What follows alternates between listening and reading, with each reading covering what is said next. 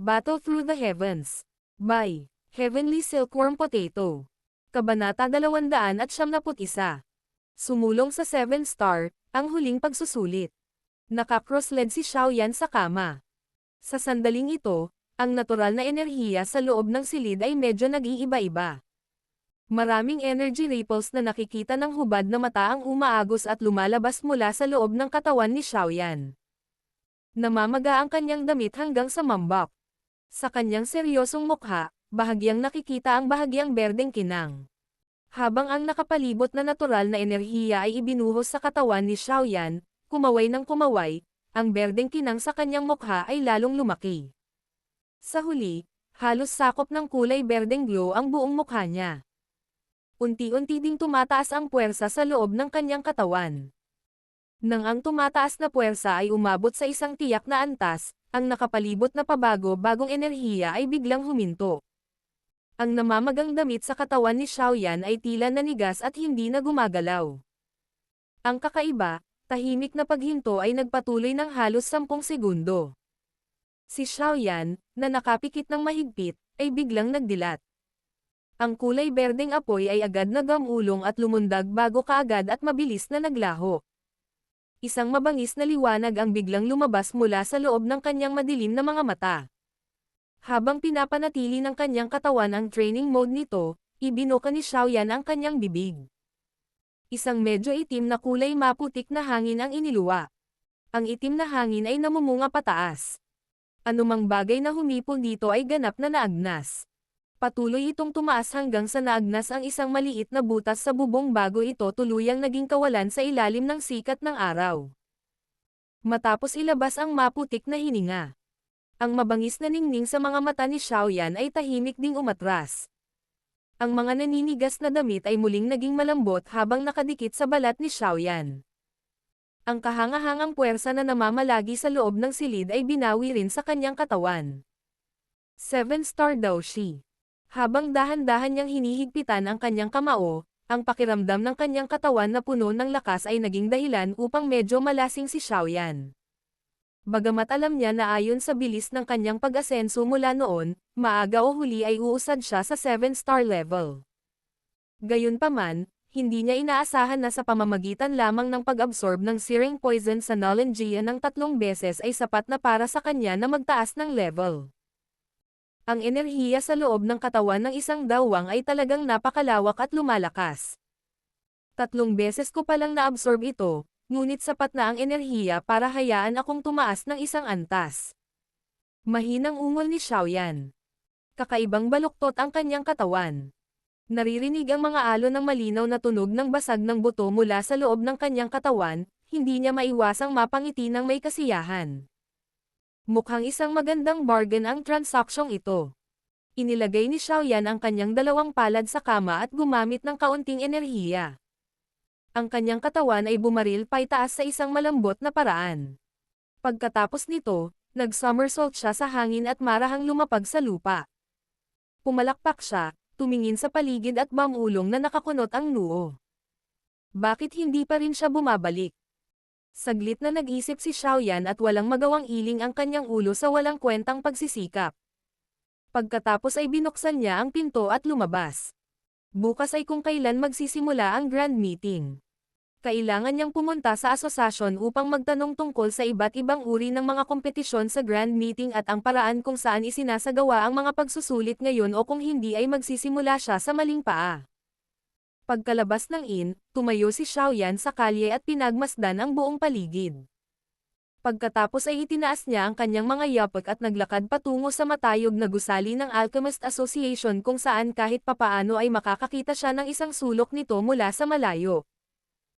Habang naglalakad doon, natigilan si Xiaoyan nang mapagtanto na ang ilan sa mga pangunahing kalsada sa lungsod ay mayroon ng ganap na armado na mga unit ng knight na nagpapatrolya. Maliwanag, ito ay dahil sa Alchemist Grand Meeting na malapit nang magsimula. Kung tutuusin, kung magkakaroon ng kaguluhan sa gayong malaking engranding pagpupulong, magkakaroon ito ng maraming iba't ibang malalaking epekto sa imperyo. Sa makatuwid, kailangan ng pamilya ng imperial na pigilan ang anumang gayong mga posibilidad. Pagkatapos ng dahan-daang paglalakad ay dumaan sa ilang malalawak na kalye, sa wakas ay lumitaw sa paningin ni Xiaoyan ang malaking Alchemist Association. Pagtingin sa entrance na mas puno pa kumpara sa 2 araw na nakalipas, hindi niya maiwasang mapilang. Lumilitaw na maraming mga alchemist ang nagnanais na ipakita ang kanilang kinang sa grand meeting na ito. Habang nasa likod ang 2 kamay, dahan-daang tinawid ni Xiaoyan ang kanyang mga yapak at pumasok sa asosasyon. Pinaihit niya ang kanyang mga yapak at sumiksik sa maraming tao. Sumunod lang siya sa agos ng tao at pumasok sa asosasyon nang may naganap na kaguluhan sa hindi kalayuan sa likuran niya. Ibinato ang mga tingin sa paligid. Ang daloy ng tao sa harapan ay tumigil sa pagpasok at si Xiaoyan ay nakasaksak sa gitna. Walang magawa siyang bumuntong hininga, bahagyang kumunot ang noo at inikat ang ulo upang pagmasdan ang pinanggalingan ng kaguluhan. Ang pinagmulan ng kaguluhan ay isang karwahe ng kabayo na may napakagandang aura. Sa harap ng karwahe ng kabayo, may 2 kabayo na may puting nyebe na buhok na walang kaunting dumi na tahimik na humihila dito. Isang kakaibang hayop na may kulay asol na apoy na tumataas mula sa katawan nito ay iginuhit sa gininto ang dilaw na brocade na nakapalibot sa karwahe ng kabayo. Ang kakaibang hayop ay may malaking sukat at ito ay may mabangis na anyo, na naglalabas ng isang pakiramdam na bahagyang nakakatakot sa mga puso ng mga tumitingin dito. Ang Imperial Crest. Nakatitig sa kakaibang beast crest na ang pangalan ay inalis sa kanya, mahinang bamulong si Xiaoyan. Bilang isang mamamayan ng Jiama Empire, nakilala niya ang Imperial Crest ng Jiama Empire. Sa paligid ng karwahe ng kabayo, may higit sa 10 tao na nakabalot ng itim na balabal na kasama nito.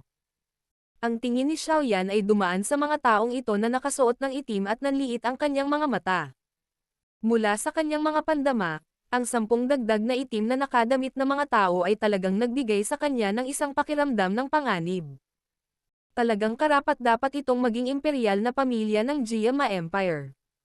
Ang lakas nito ay talagang hindi maaaring maliitin.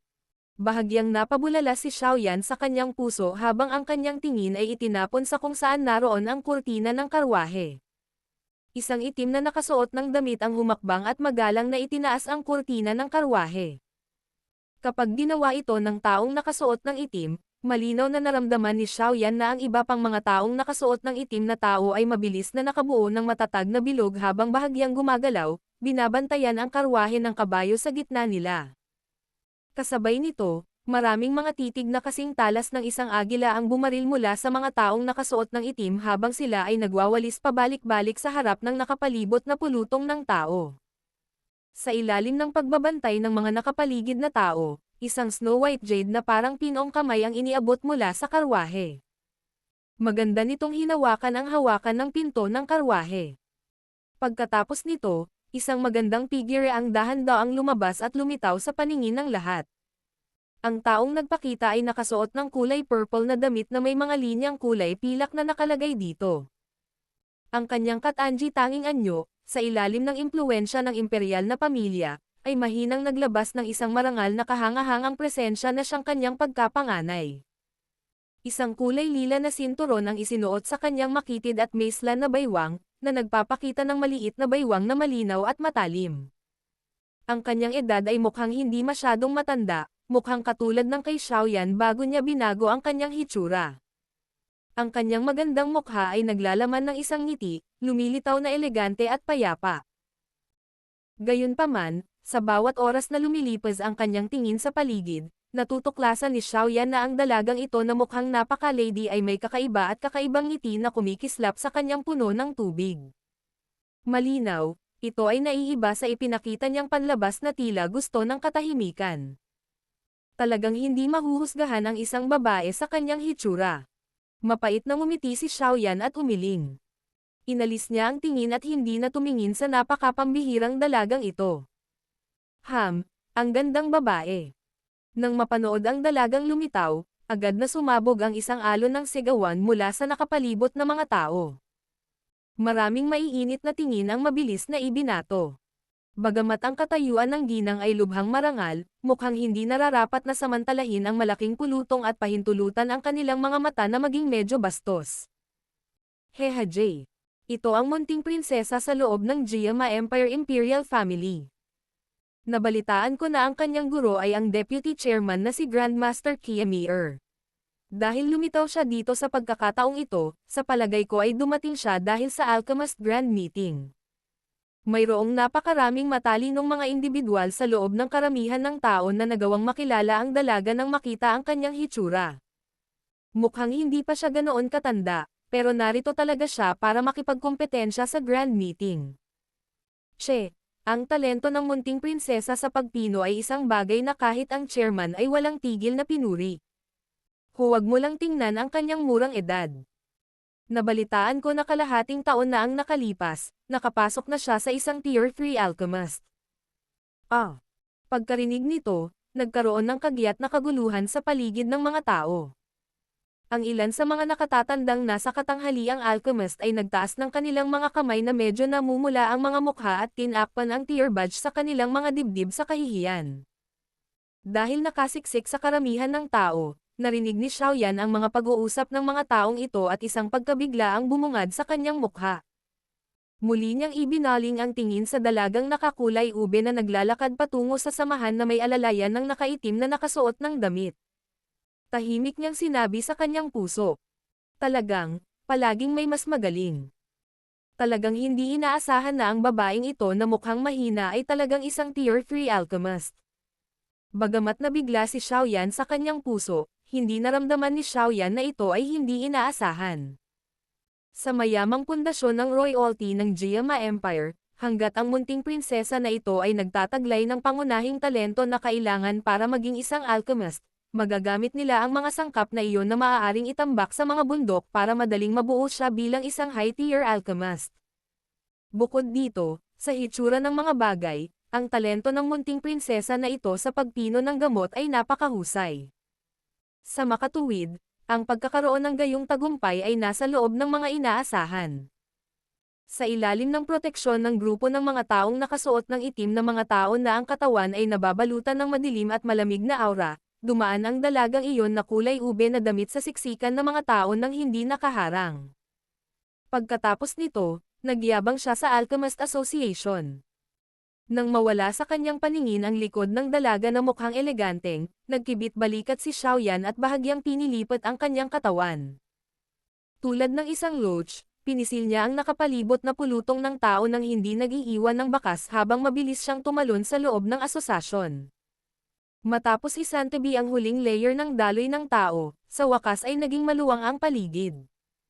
Pinagmasdan niya ang malawak na bulwagan at bumuga ng mahabang hininga. Pinunasan ang pawis sa kanyang noo, naglakad si Xiaoyan patungo sa kanlurang bahagi ng bulwagan na para bang ilang beses na siyang naglakad roon. Ang dalawang gwardya mula sa huling pagkakataon ay naruroon pa rin sa pasukan sa kanlurang lugar. Nang makita nilang dumating si Xiaoyan, hindi na nila siya pinigilan gaya ng ginawa nila noon. Matapos siyang yumoko at batiin ay hindi na siya inistorbo nang pumasok siya. Sa pagtingin sa sitwasyong ito, lumilitaw na si Outwo ay nagbigay na sa kanila ng mga tiyak na tagubilin para kay Xiaoyan. Nang makitang hindi siya pinigilan ng mga gwardya, masaya si Xiaoyan na nagligtas ng ilang gulo. Naglakad siya sa koridor at dahan-daang umakyat sa hagdan. Sa wakas, huminto siya sa labas ng silid ni Outwo mula sa huling pagkakataon. Marahan siyang kumatok sa pinto, hinintay ang boses ni Outwo mula sa loob bago ito itinulak at pumasok. Si Outwo lang ang nakaupo sa kwarto. Sa sandaling iyon, pinagmamasdan niya si Xiaoyan na nakangiting pumasok. Little fellow, masyado kang maagap. Ngumiti si Xiaoyan at umupo sa upuan sa tabi ni Outwo. Itinaas niya ang isang tasa at humigop habang tumatawa. Hahaha.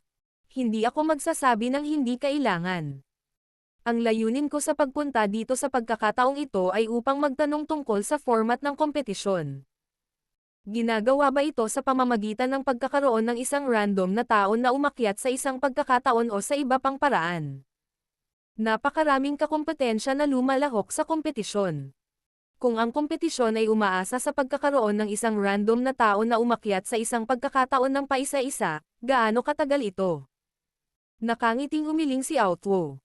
Ang kanyang daliri ay gumuhit ng isang napakalaking parihaba sa ibabaw ng mesa habang siya ay nagpatuloy na may ngiti sa kanyang mukha. Lahat ng mga alchemist sa kompetisyon ay sasali sa parehong oras sa isang malaking plataporma. Doon, magkakaroon ka ng ilang mga round at ang mga kinakailangan para sa kompetisyon ay unti-unting magiging mas mahirap. Kapag ang oras na iyon ay dumating, ito ay magiging tulad ng isang salon na nagsasala sa mga butil ng buhangin na hindi kayang alisin ang mga butil ng buhangin, upang manatili sa pinakamatagal ay ang lahat ng pinakamahusay sa mga kalahok kung sino ang makakapagtanghal sa pinakamahabang pananim, ang siyang huling mananalo. Oh! Bahagyang tumango si Xiaoyan. Ang eksena ng daan-daan o libu-libong mga alchemist na nag-aapoy at nagpino ng gamot sa parehong plataporma ay dapat na lubhang kahanga-hanga. Hihihi. Gusto mo talagang makakita ng ganyang eksena, di ba? Huwag kang matakot pagdating ng panahon na yon. Noong una akong sumali, nabigla din ako. Tumawa si Grandmaster Outwo, tila alam niya kung ano ang iniisip ni Xiaoyan. Tama. May nami list dito. Bakit hindi mo tingnan? Ito ang lahat ng mga katunggali na may mahusay na kakayahan na sasali sa grand meeting na ito. Kinuha ni Outwo ang isang papel na scroll mula sa mesa at ibinigay ito kay Xiaoyan. Agad niyang idinagdag. Ito ay isang panloob na dokumento.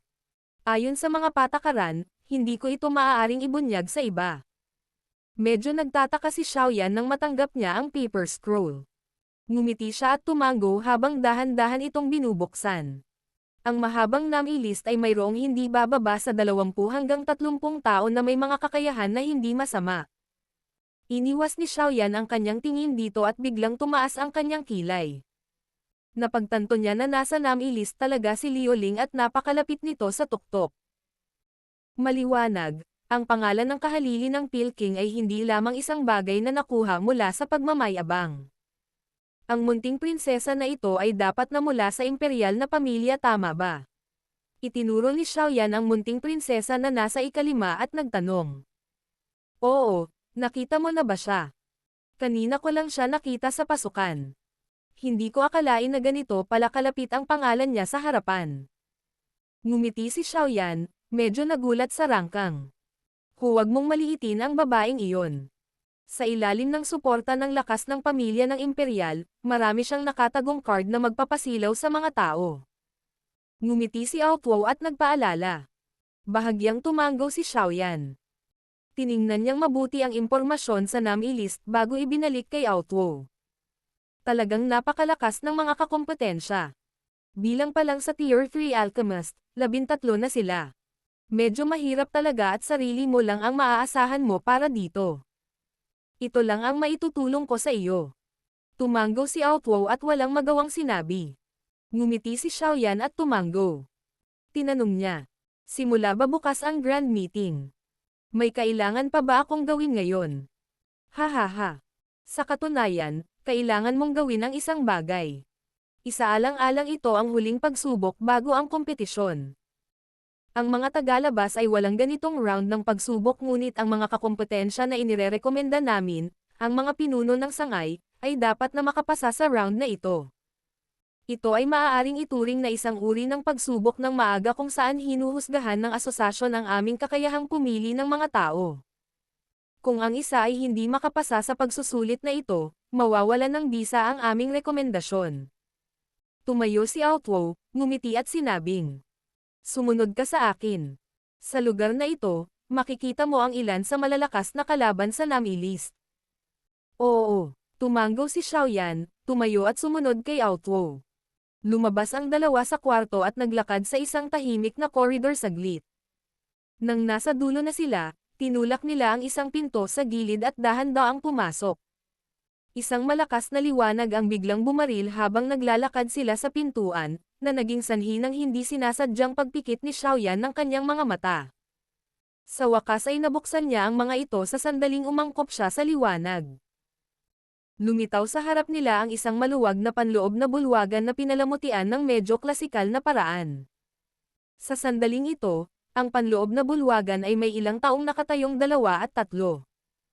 Ang mga tingin ni Xiaoyan ay dumaan sa mga taong ito at medyo natigilan ng matuklasan na marami sa mga taong ito, na mukhang medyo bata pa, ay talagang nasa antas ng ikatlong antas ng alchemist. Kasama rin sa kanila ang munting prinsesa ng imperyo na nakita niya sa main entrance kanina. Muling umikot ang kanyang tingin at nakataas ang kilay, sa wakas ay tumigil sa isang gwapong mukhang binata na nakikipag-usap sa ilang Tier 3 alchemist. Liu Ling. Nang marinig ang tunog ng pagbukas ng pinto, lahat ng nasa bulwagan na nagbubulungan ng pribado ay tumigil sa kanilang pag-uusap.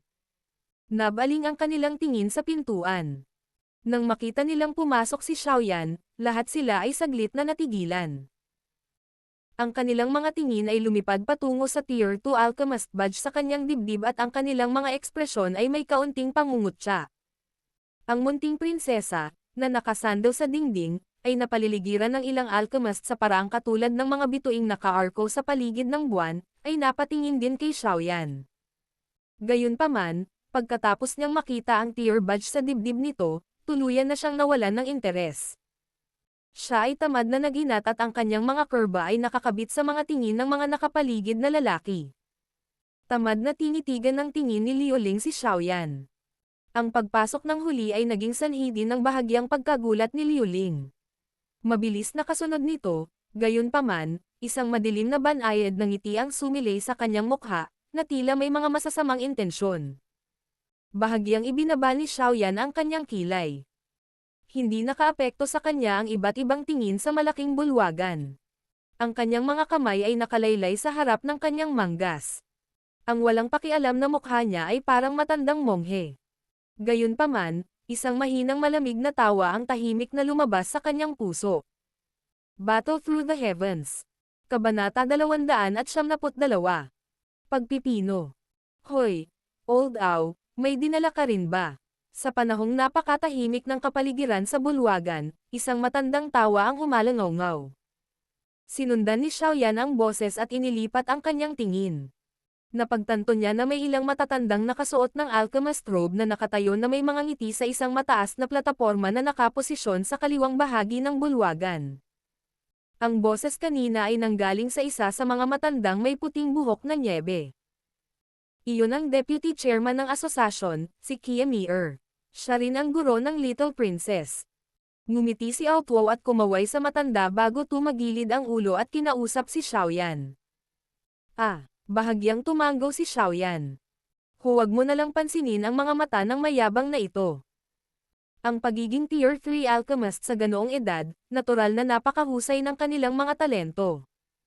Inaasahan na lahat sila ay magiging mapagmataas. Hindi nila papansinin ang mga hindi pa umabot sa kanilang antas. Karamihan sa mga kabataan ngayon na may ilang kakayahan ay ganito.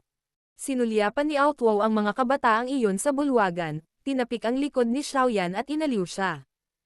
Ngumiti si Xiaoyan, ngunit hindi nagsalita. Sumunod ka sa akin para makilala ang mga matatandang iyon. Sila ay mga taong nagtataglay ng mahusay na kakayahan sa loob ng Jiama Empire. Habang nagsasalita si Outwo, pinuna niya ang daan patungo sa matayog na plataporma sa gilid. Saglit na nag-alinlangan si Xiaoyan ngunit nakasunod lang. Mabilis na umakyat si Outwo sa mataas na platform. Ngumiti siya at nakipag-usap sa mga matatandang kaedad niya ng ilang oras.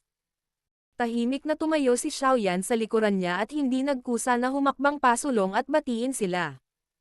Old Ow. Ito ba ang katunggali na kumakatawan sa iyong Black Rock City sa oras na ito?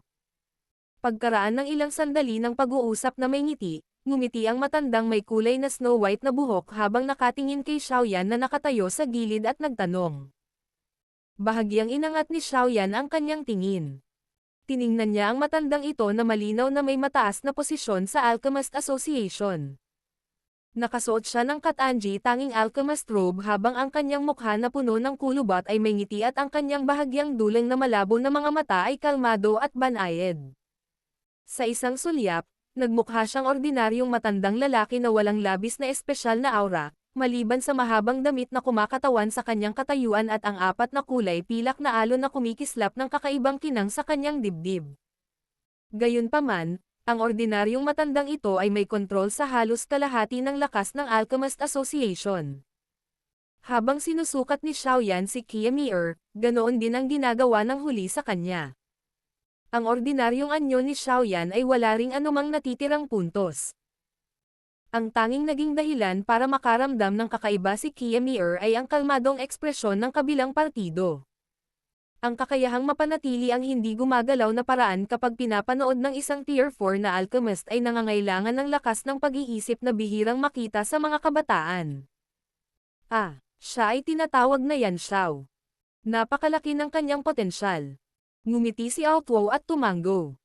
Pagkatapos nito, bumaling siya kay Xiaoyan at muling ginawa ang pagpapakilala. Ito ang Deputy Chairman ng asosasyon, si Grandmaster Kiamier. Ikinagagalak na makilala ka, Deputy Chairman Kiamier. Ngumiti si Xiaoyan at magalang na yumoko kay Kiamier. Hihihi. Little fellow, sana ay hindi mo maging sanhi ng pagiging walang kabuluhan ng rekomendasyon ni Outwo. Kung hindi, ito ay talagang magiging sanhi ng pagkawala ng lahat ng dati niyang mukha. Nang makita ang Tier 2 na badge sa dibdib ni Xiaoyan, walang magawang umiling si Kiamier kay Outwo sa gilid. Sa isang kompetisyon sa antas na ito, ang isang Tier 2 alchemist ay mahihirapan kahit na makapasok sa top 20. Naniniwala ako na kahit papaano ay malalampasan ko ang pagsubok na ito. Nagkibit balikat si Xiaoyan at sinabing, mabuti na mayroon kang kumpiyansa. Gayunpaman, dahil ang lahat ng mga taong inirerekomenda ng pinuno ng bawat sangay ay may bahagyang mas malakas na kakayahan, sa makatuwid, ang panloob na pagsubok na ito ay magkakaroon din ng kaunting kahirapan. Tumango si Kiamier at nakangiting sabi, gagawin ko ang aking makakaya. Hihihi. Oras na para magsimula. Hindi na tayo dapat magsabi ng kalokohan. Bumaba ka na muna. Malapit nang magsimula ang pagsusulit. Nakangiting sabi ni Kiamier. Tumango si Xiaoyan, tumalikod at naglakad pababa ng platform.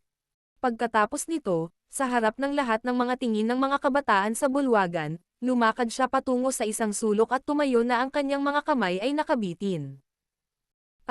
Old Ow. Ang iyong Black Rock City ay itinuturing ding isang malaking lungsod, tama ba? Walang paraan na hindi ka makakahanap ng isang batang Tier 3 alchemist. Tinitigan ang likod ni Xiaoyan, walang magawang nagsalita si Kiamier kay Outwo sa gilid. Naniniwala ako sa kanya. Habang ang kanyang dalawang kamay ay nakapasok sa kanyang maluwang na manggas, sinabi ni Outwo na may misteryosong ngiti. Ikaw na matandang tao. Kung walang sino man sa iyong panig ang may namumukod tanging pagganap sa grand meeting, huwag mo kaming sisihin sa pagkakaroon ng pagbawas sa iyong pondo sa susunod na taon. Ang mga bagay na ito ay dapat gawin ayon sa mga aklat. Ang pagkakaroon ng magandang relasyon ay hindi nakakatulong. Umiling si Kiamier at sinabing. Ngumiti si Outwo at tumango. Hindi niya ipinagpatuloy ang pag-aalala tungkol sa paksang ito at sinabing. Oras na. Simulan na natin ang pagsusulit. Nang marinig ito, hindi na nagsalita pa si Kiamier. Ibinaling niya ang tingin sa lahat ng nasa ibaba. Nakaturo ang daliri niya sa harapan ng hall. Maraming kulay itim na kurtina ang nakasabit sa dingding doon. Sa likod ng bawat kurtina, may maliit na personal room. Iyon ang examination room mo. Tulad ng alam ng lahat, ang pagpino sa mga sangkap na panggamot ay isang napakahalagang hakbang sa pagpino ng isang medicinal pill. Ang aming pagsubok sa pagkakataong ito ay upang subukan ang iyong pagpipino ng mga sangkap na panggamot. Sa isang plataporma sa bawat maliliit na silid, ang mga sangkap na panggamot na kailangan para sa pagsubok ay naihanda na. Ang kailangan ninyong gawin ay gamitin ang pinakamaikling oras upang pinuhin ang mga sangkap na panggamot sa pinakamataas na kadalisayan na maaari ninyong makamit. Kapag ang buhangin na orasan ay ganap na bumagsak, ang mga hindi nakatapos sa pagpipino ay maituturing na bumagsak sa pagsusulit na ito. Bukod dito, kahit na matagumpay mong pinuhin ang mga sangkap, kami, ang mga matatandang tao, ang magiging mga hurado. Kung ang mga sangkap na panggamot na iyong napino ay hindi nakakatugon sa aming mga pamantayan, ikaw ay maituturing na bumagsak sa pagsusulit na ito. Ang resulta ng pagkabigo ay ang pagkatalo. Itinuro ni Kiamier ang isang orasa sa mesa. Sinulyapan niya ang mga kabataan sa ibaba at mahinang ngumiti. Nang marinig ang gayong matinding parusa sa pagkabigo, nagkaharap ang mga kabataan sa ibaba. Maliban sa isang maliit na bilang ng mga tao, ang kanilang mga ekspresyon ay nagkaroon ng kaunting pagbabago. Dahan-daang nagwawalis ng kanyang tingin sa ibaba niya, biglang huminto si Kiamier kay Xiaoyan na nakatayo sa isang sulok habang nakalawit ang mga kamay. Tumingin siya sa kalmadong mukha at hindi maiwasang matigilan habang tahimik na bumubulong sa kanyang puso. Mayroon ba talagang kakayahan ang taong ito? Sige, magsimula.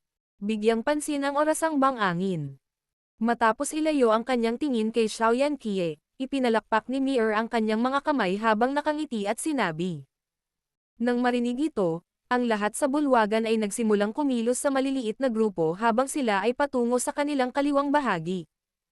Pagkatapos nito, hinailan ng bawat isa sa kanila ang isang itim na kurtina at pumasok. Pumili rin si Xiaoyan ng malayong itim na kurtina at papasok na sana nang may tumawa mula sa kanyang likuran. Dahilan nito ay napatigil siya sa paghakbang at binaling ang kalmadong mukha. Hihihi. Hindi ko akalain na makakasali din si Kuya Yan Xiao sa ganitong uri ng internal na pagsubok. Mukhang may kapalaran tayong nagbubuklod sa atin. Naglakad si Liuling palapit kay Xiaoyan habang nakangiti ito at sinabi. Gayunpaman, ang kanyang pambabaeng ngiti ay naging dahilan upang bahagyang sumimangot si Xiaoyan. Bahagyang sumulyap sa kanya si Xiaoyan at sinabing, hinatak lang ako ng isang tao para buuin ang mga numero. Talagang marunong magbiro si Brother Yan Xiao. Bagamat hindi makakapasok ang iyong tier, mayroon kang kakaibang bagay tulad ng Heavenly Flame. Sa tingin ko ay hindi masyadong mababa ang iyong mga resulta. Inilibot ni Liuling ang kanyang tingin sa mukha ni Xiaoyan. Sa totoo lang, nag-alinlangan pa rin siya kung si Xiaoyan ay nagtataglay ng Heavenly Flame. Pagkatapos ng lahat, ito ay kanyang hula lamang. Bagamat pribado niyang tinanong si Nolan Yanran, hindi niya ito binigyan ng eksaktong sagot tungkol sa isang lihim na bagay. Walang tiwala si Xiaoyan habang nagkibit balikat bago itabi ang itim na kurtina at pumasok. Iniwan nito si Liuling na nakatayo sa parehong lugar na bahagyang magkasalubong ang kanyang mga kilay. Brother Liu, hindi ka ba papasok? Isang malinaw na boses ang narinig sa likod ni Liuling.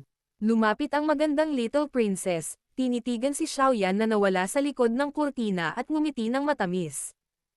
Kakakilala ko lang ng isa tao. Kung may interes si little princess, pwede ko siyang ipakilala sa iyo. Mahinang sabi ni Liuling habang nagbibigay siya ng isang mainit na ngiti sa munting prinsesa. Kalimutan mo na ito, isang tier 2 alchemist. Wala akong mod na kasing ganda mo. Tamad na umiling ang munting prinsesa. Maliwanag, ang interes niya kay Xiaoyan ay hindi kasing yaman ni Liuling. Pagkatapos ng lahat, anuman ang pagkakakilanlan, lakas, hitsura at iba pa, si Liuling ay higit na nalampasan siya. Hahaha. Ikaw ang bahala. Ngumiti si Liuling. Ang paraan ng pagwawalang bahala ng munting prinsesa kay Xiaoyan ay nagdulot sa kanya ng kaunting kagalakan sa kanyang puso. Sa angkan ng Nolan, lubos na pinahahalagahan ni Lolo Nolan si Xiaoyan, na naging dahilan upang si Liuling, na palaging binibigyan ng malaking paggalang bilang isang henyo, ay nakaramdam ng disgusto sa kanyang puso. Papasok muna ako. Mas mabuting si Brother Liuling ay huwag kang magpapatalo sa akin. Ang little princess ay mariin na kumurap kay Liuling bago pumasok sa isang itim na kurtinang kwarto sa isang magaan at maliksi na paraan. Ngumiti si Liuling at tumango. Pinagmasdan niya ang bulwagan na naging walang laman at hindi na nagpatagal pa. Sa isang komportableng lakad, pumasok siya sa likod ng isang itim na kurtina. Ang kanyang maluwag na paraan ay naging dahilan upang tumango si Kiamier at ang iba pa sa mataas na platform. Ang tanong sa pagsusulit sa pagkakataong ito ay medyo maganda. Ang pagdadalisay ng mga sangkap na panggamot ay hindi lamang isang mahalagang hakbang sa pagdadalisay ng gamot ngunit sinusubok din nito ang kakayahan ng isang tao na kontrolin ang apoy. Ang napakaliit na bagay na ito ay dapat na halos masusubok ang ilan sa mga kakayahan ng maliliit na tao na ito. Nakatingin sa bakanteng malaking bulwagan, lumingon si Outwo at nakangiting sinabi kay Kiamier. Napangiti si Kiamier at tumango. Umupo siya sa isang upuan sa gilid, itinaas ang tasa niya at humigop. Nakangiting sinabi niya. Susunod, Tingnan natin kung sino ang makakapaglabas ng pinong sangkap na panggamot na may pinakamataas na kadalisayan. Sa pagdaan sa itim na kurtina, lumitaw ang isang maliit na silid sa paningin ni Xiaoyan. Ang silid ay hindi maluwang, ngunit ito ay medyo elegante at maayos. Malapit sa dingding ng maliit na silid, mayroong isang parisukat na berdeng platapormang bato. Isang orasa ang inilagay sa rock platform kasama ang isang pares ng maayos na nakalagay na mga sangkap na panggamot. Naglalakad sa gilid ng stone platform, ang tingin ni Xiaoyan ay dumaan sa ilang piraso ng black charcoal-like medicinal ingredients. Kitang-kita ang pagkagulat sa kanyang mga mata. Mahina siyang bamulong. Ito talaga ang Black Iron Spiritual Leaf na isa sa mga pinakalumalaban na sangkap sa init. Ang bagay na ito ay talagang nakakaubos ng enerhiya ng isang tao sa panahon ng pagpipino. Ang mga matatandang ito ay talagang hindi nagpapahintulot sa iba na magkaroon ng kapayapaan ng isip. Umiling si Xiaoyan at marahang ipinahid ng kanyang daliri ang kanyang storage ring. Isang maitim na pulang kulay na medicinal cauldron ang lumitaw sa mesa. Kinuha ni Xiaoyan ang isang Black Iron Spiritual Leaf, inilagay ito sa kanyang kamay at minasa ito. Pagkatapos nito ay mahigpit na nagsalubong ang kanyang mga kilay. Naguguluhan siya kung dapat ba niyang gamitin ang Green Lotus Core Flame. Pagkatapos mag-isip sandali, umiling si Xiaoyan. Hindi niya nais na gamitin ang kanyang nakatagong card sa panahon ng pagsusulit sa isang maagang yugto. Kung ginamit niya ang Green Lotus Core Flame sa napakadaling pagsubok, walang alinlangan na parang gumamit ng sledgehammer sa pagkatay ng manok. Sa banayad na pagpitik ng kanyang daliri, may lumabas na tabletang kulay lila sa pagitan ng kanyang mga daliri. Inihagis ito ni Xiaoyan sa kanyang bibig at bahagyang ngumunguya. Pagkatapos nito, pumutok siya. Isang kumpol ng kulay lila na apoy ang agad na lumabas at hinawakan sa palad ni Xiaoyan. Hawak ang kumpol ng lilang apoy na ito, malumanay na ngumiti si Xiaoyan. Dahil nilamon na niya ang purple flame noon, nakontrol pa rin niya ang apoy ng mas pamilyar ngayon. Bagamat hindi ito maihahambing sa mataas na antas ng kontrol na mayroon siya para sa berdeng apoy, hindi ito dapat maging masyadong malaking problema upang pinuhin ang Black Iron Spiritual Leaf. Ang espiritual na lakas ni Xiaoyan ay dahan-dahang lumalabas sa kanyang katawan at kinokontrol itong kumpol ng purple flame habang dahan-dahan itong ibinubuhos sa kaldero. Kaagad, nagsimulang tumaas ang temperatura ng nagyayelong malamig na kaldero. Ang apoy na kulay lila ay pumailan lang at namimilipit sa loob nito. Tiningnan ni Xiaoyan ang maliwanag na purple flame na walang pakialam. Ikinumpas niya ang kanyang kamay at ang Black Iron Spiritual Leaf ay umalis sa kanyang kamay at itinapon sa medicinal cauldron. Ang purple flame ay tumalon dito ng magulo, binalot ito at nagsimula ng isang matinding kalkining. Ang 10 daliri ni Xiaoyan ay flexible na sumayaw sa harap niya. Makalipas ang ilang sandali, si Xiaoyan, na lalong naging makinis sa kanyang kontrol ay unti-unting pumikit. Siya ay lubos na umasa sa kanyang damdamin upang kontrolin ang pag-alab ng apoy. Sa panahon ng pagpipino, ang buhangin sa orasa sa mesa ay dahan-daang bumababa. Battle Through the Heavens. Kabanata 273. Ilagay sa pagsubok. Sa tahimik na bulwagan, si Kiamier, na nakaupo sa mataas na plataporma, ay nakapikit habang siya ay nagpapahinga. Sa mesa sa harapan niya ay nakatayo ang isang buhanging orasan may nahuhulog dito. Matapos manatili ang tahimik na kapaligiran sa hindi malamang tagal, si Kiamier ang unang nagmulat ng kanyang mga mata. Napatingin siya sa buhanging orasan kung saan nahulog ang kalahati ng laman nito. Bahagya siyang gumalaw habang umuubo siya ng mahina. Habang tumutunog ang mahinang ubo ni Kiamier, binuksan din ni Outwo at ng iba pa ang kanilang mga mata. Inangat nila ang kanilang mga mata at ininspeksyon ang silid bago natatawang sinabing. Mukhang medyo mahirap ang pagsubok sa pagkakataong ito. Hanggang ngayon, wala pa talagang lumalabas. Gusto ng mga taong may kakayahan na itaas ang antas ng kadalisayan hanggat maaari habang ang mga taong may mahinang kakayahan ay nababahala sa kung paano pinuhin ang mga sangkap sa oras na inilaan, sa makatuwid, natural na walang lumabas sa loob ng maikling panahon na ito. Napangiti si Kiamier at mahinang sumagot. Sino sa palagay mo ang makakakuha ng pinakamahusay na resulta? Tumango si Outwo, itinaas ang tasa ng tsaa sa harap niya at humigop bago nagtanong ng nakangiti. Mahirap sabihin. Nangungunot na kamay ni Kiamier ang armrest ng upuan. Nag-isip siya ng kaunti bago sinabing. Sa nakikita ko, ang mga pagkakataon ni Liuling ay dapat ang pinakamataas. Siya ay may napakahusay na talento. Sa loob ng maraming taon na ito, natutunan din niya ang halos 30 hanggang 40% ng kaalaman ni Gohi. Sapat na para sa kanya na mapabilang sa pinakamahusay sa kanyang henerasyon. Hahaha. Hindi rin masama ang Little Princess. Ang pundasyon ng Imperial Family ay sobrang solid. Kung may magsasabi na hindi sila naghanda ng mga hidden card para sa kanya sa pagkakataong ito, walang sino man sa atin ang maniniwala sa taong iyon. Nakangiting sabi ni Outwo. Bagamat napakahusay ng talento ng babaeng iyon, mas mahina siya sa mga tuntunin ng karanasan kung ikukumpara kay Liuling. Kung hindi niya gagamitin ang mga nakatagong card na iyon, dapat ay mas mababa siya ng kaunti kay Liuling.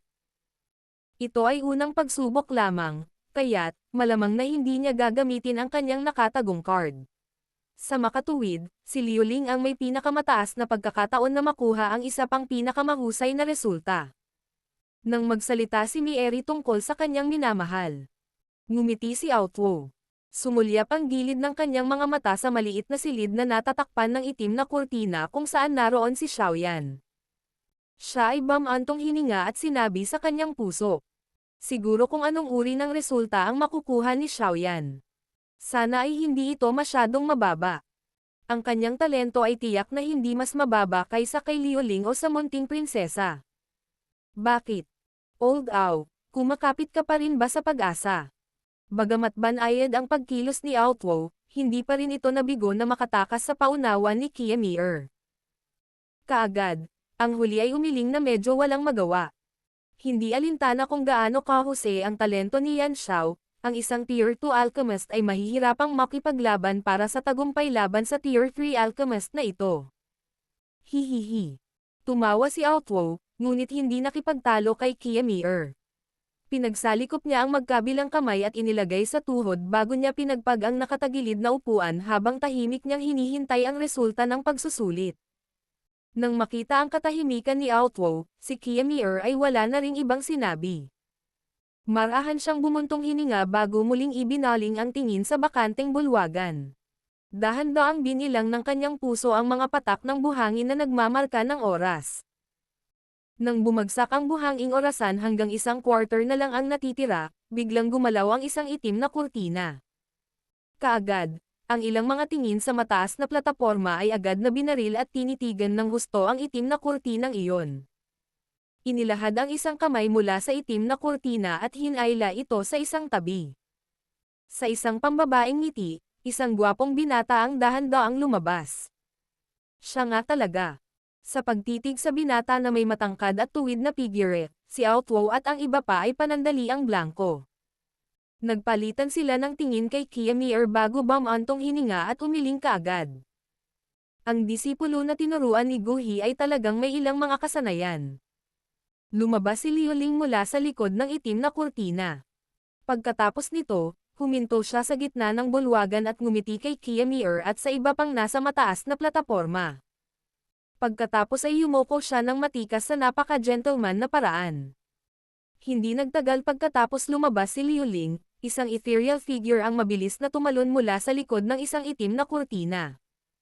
Nang makita niya si Liuling na nakatayo na sa gitna ng bulwagan, agad na lumitaw ang pagkabigo sa kanyang magandang mukha.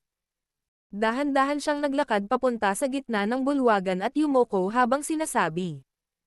Brother Liu, hindi ko inaasahan na magiging ganoon kakabilis. Hihihi. Little Princess, hindi ka rin mabagal. Ngumiti si Liuling at sinabi. Kahit na mas mabilis ka kaysa sa akin, ang iyong mga sangkap na panggamot ay maaaring hindi kasing dalisay ng sa akin. Mahinang humirit ang Little Princess at sinabi habang winawagayway ang Snow White Fist. Tumango si Liuling at ngumiti nang hindi nagsasalita. Makalipas ang 2 hanggang 3 minuto matapos lumabas ang munting prinsesa, ang tahimik na itim na kurtina ay agad na binuksan ng isa-isa, na tila isang chain reaction ang nangyari. Maraming tao ang lumabas mula sa loob nila at sa wakas ay tumayo sa bulwagan. Ang unang 13 tao na lumabas mula sa itim na kurtina ay lahat ay may badge ng 3 badge ng alchemist sa kanilang dibdib. Maliwanag, sa mga tuntunin ng pagpino, nalampasan nila ang 2 tier na alchemist na iyon. Matapos lumitaw ang 13 taong ito, ang itim na kurtina ay tumigil sa paggalaw. Makalipas lang ang 10 minuto ay may mga sunod-sunod na lumabas mula sa likod ng itim na kurtina. Ang lahat ng mga taong ito, nang walang pagbubukod, ay mga Tier 2 alchemist. Nang makita ng mga Tier 2 alchemist na lumabas ang mga 13 Tier 3 na alchemist na nakatayo na nakabusangot ang kanilang mga dibdib at nakataas ang kanilang mga ulo sa gitna ng bulwagan, ngumiti sila ng mapait at umiling. Kaagad, lumitaw sila na medyo nanlumo habang nakatayo sila sa likuran. Maliwanag, pagkatapos ng paunang pagsusulit na ito, halos alam nila ang kanilang distansya mula sa mga seeded competitor na ito. Habang paulit-ulit na gumagalaw ang mga itim na kurtina, bumubuhos ang buhangin sa Orasa hanggang sa mawalan na ito ng laman. Gayunpaman, mahigpit na nagkadikit ang mga kilay ni Outwo. Ito ay dahil hanggang ngayon, si Xiaoyan ay hindi pa nagpapakita. Ano ang ginagawa ng maliit na batang ito? Huwag mong sabihin sa akin na hindi pa niya nakumpleto ang pagpipino. Imposible. Sa kanyang kakayahan, kahit na hindi niya mahabol ang mga nangungunang kakompetensya tulad ni Liu Ling, hindi siya dapat maiwanan sa ganoong sukat. Hinawakan ng kamay ni Outwo ang armrest habang medyo may pag-aalala sa kanyang puso.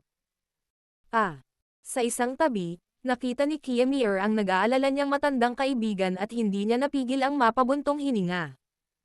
Tinapik-tapik niya ang likod ng kaibigan bilang aliw. Nakatayo sa unang pwesto sa karamihan, ang mukha ni Liu Ling ay may malabong ngiti habang nililangon niya ang bulwagan. Nang hindi niya makita ang anyo ni Xiaoyan, isang malamig na tawa at pangungot siya ang agad na lumabas sa malalim na bahagi ng kanyang mga mata. Sa paglipas ng panahon, muling napuno ang bakanteng malaking bulwagan. Gayunpaman, nanatiling tahimik ang lahat. Maraming mga tingin ang kusang huminto sa itim na kurtina kung saan pumasok si Xiaoyan. Sa sandaling ito, sa lahat ng mga kakompetensya, si Xiaoyan lang ang hindi pa lumabas. Ang buhangin sa Orasa ay tumalsik pababa. Magkadikit ang mga kilay ni Outwo hanggang sa makabuo ito ng linya. Hihihi. Brother Liu, kaibigan mo ba iyan? Medyo mahirap ang kanyang hitsura. Tinitigan ang kakaibang ekspresyon ni Outwo sa mataas na plataporma, nilingan ni Little Princess ang kanyang ulo at mahinang tumawa kay Liu Ling. Hahaha. Nagbibiro yata si Little Princess. Ilang beses pa lang kaming nagkita. Malayo kami sa tinuturing na magkaibigan. Tumawa ng mahina si Liu Ling. Totoo yan. Sa kakayahan at pagmamataas mo, parang hindi mo pa nakipagkaibigan sa mga walang potensyal. Napangiti si Little Princess. Ang kanyang mga salita ay lubhang matalas. Dahil nagmula sa imperial na pamilya kung saan ang mga tao ay nagplano at nag-away sa isa't isa, naisip niya na ang mga may kakayahan lamang na seryoso niyang pakitunguhan ang kwalipikadong ituring bilang isang kaibigan. Ang isang ordinaryong Tier 2 alchemist ay walang kakayahan para sa kanya na ibaba ang sarili. Ngumiti si Liu Ling at tumanggo. Muli niyang sinulyapan ang itim na kurtina na wala pa ring sandali. Sa isang mapanuksong halakhak, sa wakas ay tumigil na siya sa patuloy na pagbibigay pansin at ibinaling ang tingin. Sa mataas na plataporma, ang buhangin sa loob ng hourglass ay tuluyan ng bumagsak. Kaya naman, walang magawang umiling si Kiamir. Hindi niya inasahan na ang katunggali na inirerekomenda ni Outwo ay napakawalang kakayahan na talagang mabibigo siya sa paunang pagsusulit. Bumantong hininga siya, tumayo, gustong ipahayag na tapos na ang pagpipino. Naramdaman din ni Outwo sa gilid ang pagkilos ni Kiamir. Bahagyang naging mapait ang kanyang ekspresyon ngunit wala siyang paraan para pigilan siya.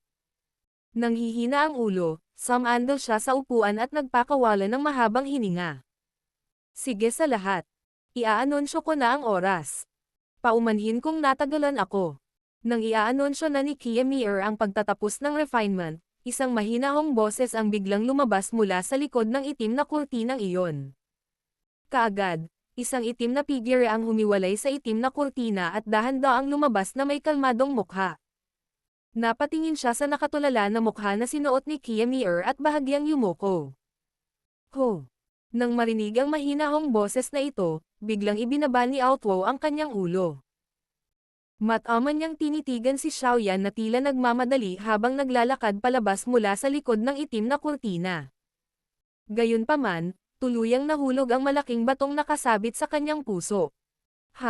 Hindi ko akalain na mabibilasan niya ito sa huling sandali. Napakaswerte. Pero ang isang sangkap na panggamot na mabilis na sinugod ay malamang na hindi masyadong maganda. Pinagmasdan ni Little Princess si Xiaoyan na kalalabas lang na may interes at mahinang sinabi. Maaalis siya kung hindi siya magaling. Isang bagay na napakakaraniwan. Ang grand meeting ay kulang sa halos lahat ng bagay ngunit hindi ito kulang sa mga kakompetensya. Pinaikit ni Liuling ang kanyang mga mata habang sinusulyapan niya si Xiaoyan at mahinang tumawa. Nakatayo sa mataas na plataporma, tiningnan ni Kiamier si Xiaoyan na sa wakas ay lumitaw. Pagkatapos ay hiniling niya ang kanyang ulo at pinagmasdan si Outwo na nakahinga ng maluwag. Sa kanyang puso, tahimik niyang sinabi. Bagamat nagawa niyang madaliin ito, ngunit dahil nakita niyang bahagya siyang nakarating, malamang na ang resulta ay hindi masyadong perpekto. Nakakaawa. Kawawang old ow. Paglingon niya, pumalakpak si Kiamier sa kanyang ulo at binawi ang lahat ng kakaibang tingin na nakatitig kay Xiaoyan.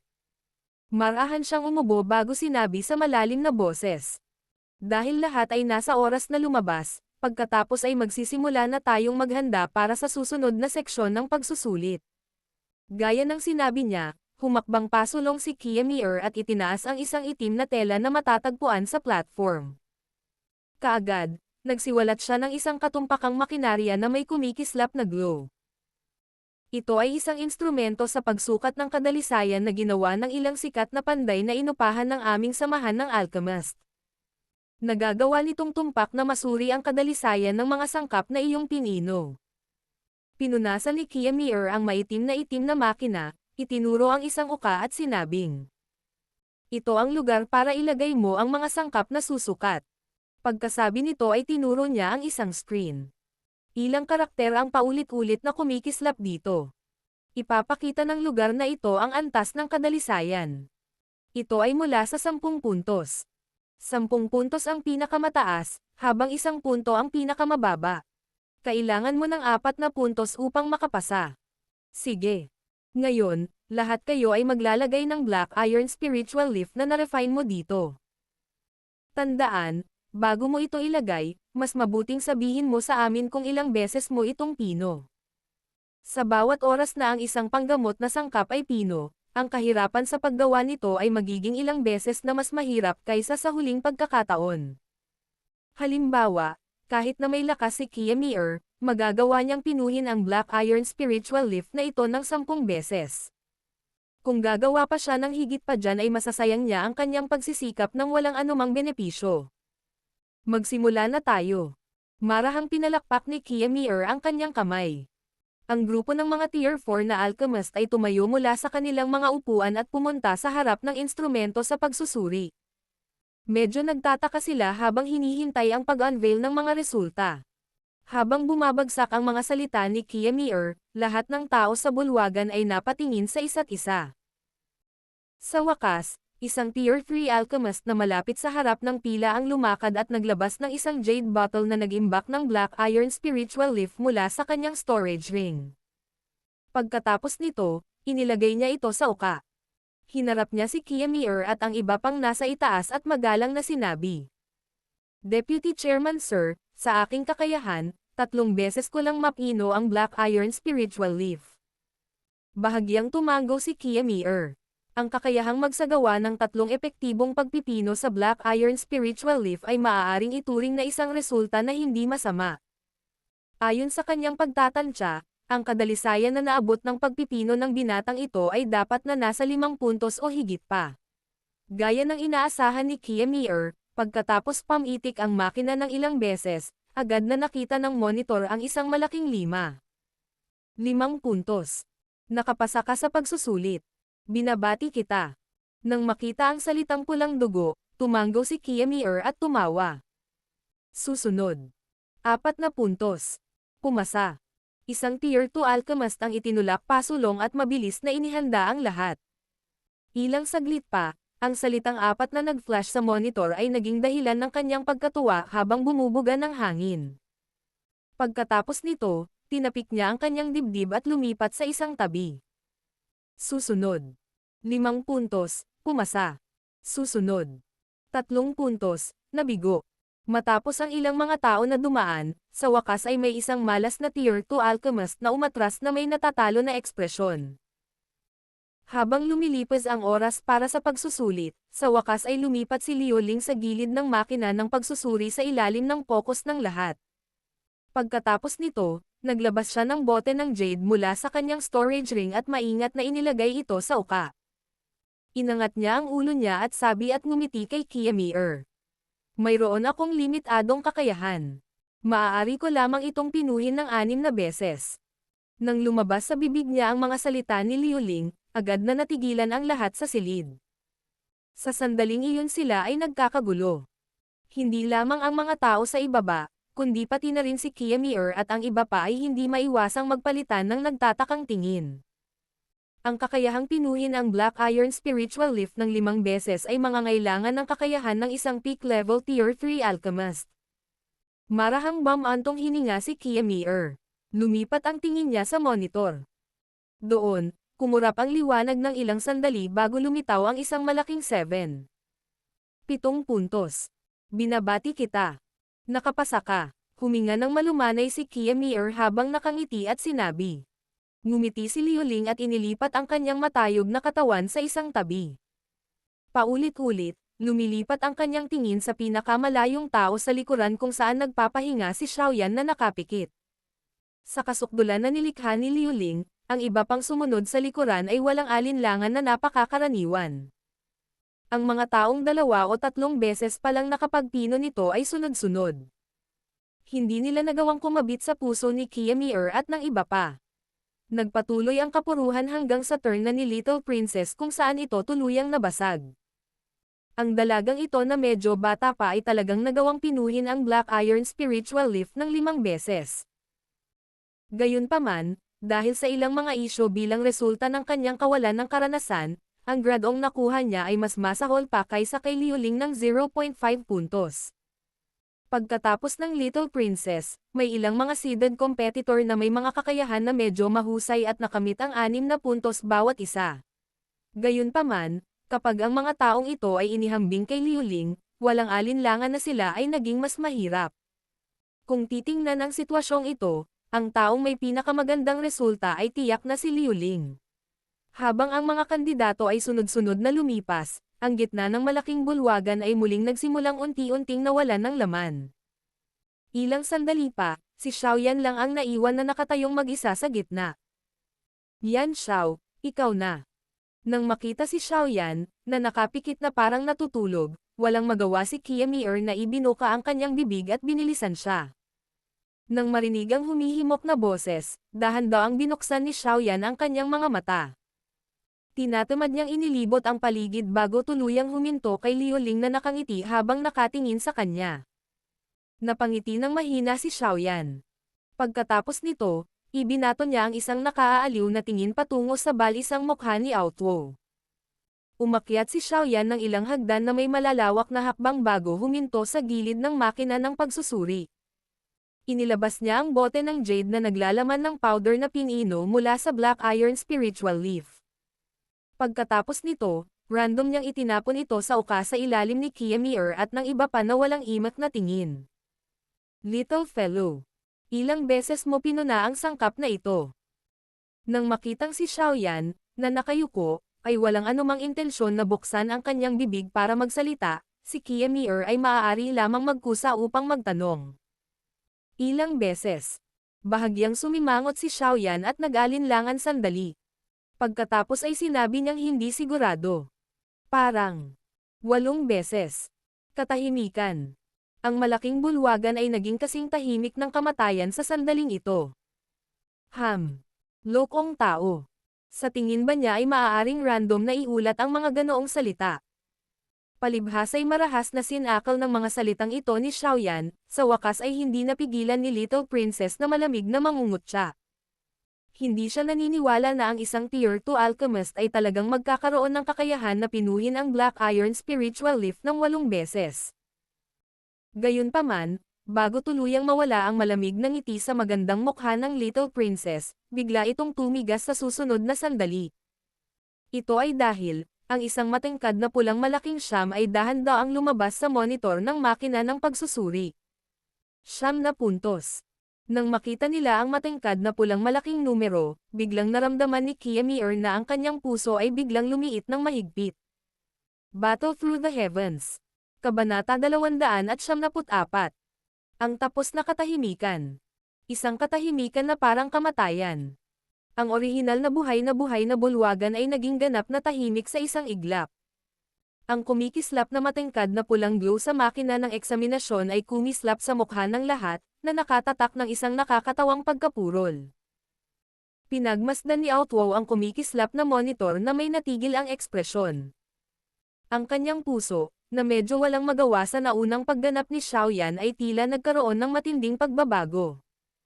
Ang pagkakaroon ng kakayahang pinuhin ang Black Iron Spiritual Leaf ng 8 beses ay isang bagay na maihahambing sa ilang alchemist na kakapasok lang sa Tier 4. Dapat malaman na sa kakayahang kontrolin ng apoy ni Outwow, 9 na beses lang niyang napino ang sangkap. Gayunpaman, talagang naabot ni Xiaoyan ang yugtong ito sa ganoong edad. Natatakot siya na ang talentong ito sa pagsasanay ay maaari lamang gumamit ng isang salita para ilarawan. Napakapangit. Hindi kailanman minamaliit ni Outwow ang talento ni Xiaoyan sa pagpino ng mga table tasks. Gayunpaman, ang pagganap ni Xiaoyan ay nagpaunawa pa rin sa kanya na ang kanyang mataas na pagpapahalaga kay Xiaoyan ay mababa pa rin. Mukhang may kakayahan na ang taong ito na kumuha ng pagsusulit para sa isang Tier 3 alchemist. Tinatago niya ito ng malalim, dahilan para maalarma ang dati kong pagkatao. Ungol ni Outwow sa kanyang puso. Pinagmasdan niya ang kalmadong mukha ng binata sa kanyang harapan at umiling na may mapait na ngiti. Sa loob ng malaking bulwagan, ang tahimik na kapaligiran ay nananatili sa mahabang panahon bago ito tuluyang at unti-unting lumuwag. Maraming iba't ibang titig na naglalaman ng respeto, kuryosidad, inggit, at iba pa, ay paulit-ulit na binaril sa payat na likod. Sa kasalukuyan, walang kahit isang tao na nang-ahas na ipakita ang uri ng mga mata na ginamit nila noong pumasok si Xiaoyan kanina. Kinagat ng munting prinsesa ang mapupulang labi habang unti-unting nawala ang gulat sa kanyang mga mata. Nilaibat ng kanyang tingin si Xiaoyan. Nang maalala niya ang kanyang ugali noon, ang ilang kawalan ng kakayahan at galit ay sumilay sa kanyang mga mata. Sinadya ng taong ito na itinago ang kanyang lakas para hayaan siyang tingnan ng mga tao ng masama. Isa ba siyang masokista? Siyempre, sa kakayahan na kasalukuyang ipinakita ni Xiaoyan, natural na masasabi lamang ng Little Princess ang mga salitang ito sa kanyang puso. Malinaw niyang naunawaan na sa dati niyang ugali, tiyak na naidulot niya kay Xiaoyan ang pagkamuhi sa kanyang puso. Kaya naman, hindi niya piniling humakbang kaagad para humingi ng tawad at humingi ng pabor. Bagamat si Xiaoyan ay maaaring isang pambihirang binhi na katunggaling may lakas, ito ay hindi sapat para sa kanya, bilang munting prinsesa ng imperial na pamilya, na mapagpakumbabang subukang kaibiganin siya. Gayunpaman, sa totoo lang, ang pagkawala ng pagkakataong makipag-cross sa isang napakahusay na tao ay naging sanhi ng Little Princess na makaramdam ng kaunting kapitan sa kanyang puso. Habang ang Little Princess ay tahimik na nag-iisip sa kanyang sarili, ang gwapong mukha ni Liuling sa kanyang tabi ay pumalit sa pagitan ng pagiging madilim at malinaw. Tumitig ang kanyang mga mata sa kumukutitap na pulang kulay na marka. Nang makita ang kanyang ugali, lumilitaw na siya ay lubos na nagdududa sa pagiging tunay ng makina ng pagsusuri. 9 na puntos. My God! Iyon ay mas mataas kaysa sa kanya ng isang buong 2 puntos. Ito ay isang bagay na medyo mahirap tanggapin ng mapagmataas na butong si Liuling. Ang bawat tao sa bulwagan ay may iba't ibang mga ekspresyon sa ilalim ng nakakagulat na mga resultang ito at lahat sila ay labis na interesado ngayon.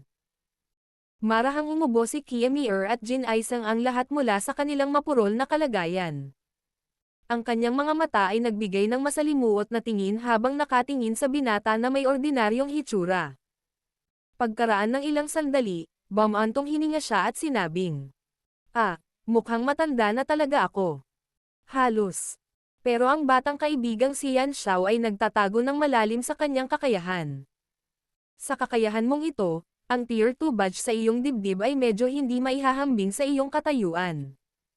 Pagkatapos nitong medyo nakakatakot na grado ni Xiaoyan, ang paraan ng pag-uusap ni Kiamir sa kanya noon ay nagsimula ring magkaroon ng ilang pagbabago.